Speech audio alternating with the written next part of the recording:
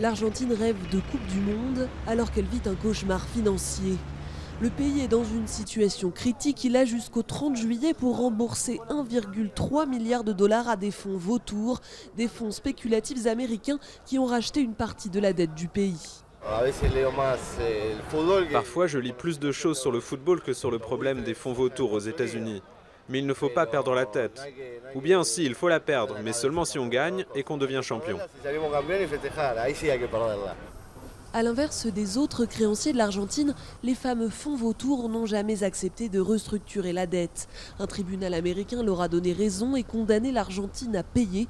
Le pays qui fait déjà face à la récession et à une inflation galopante risque désormais le défaut de paiement.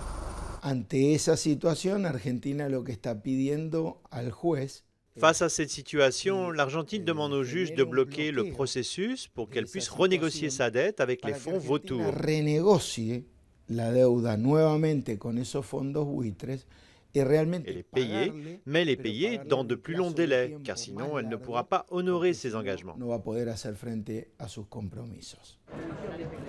Mais dans l'immédiat, l'attention de la nation est focalisée ailleurs, sur la finale du mondial qui l'opposera dimanche à l'Allemagne. On verra après ce qui va se passer quand la Coupe du Monde sera terminée.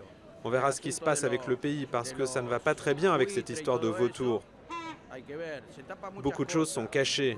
Avec le football en ce moment, partout dans le monde, on cache des choses.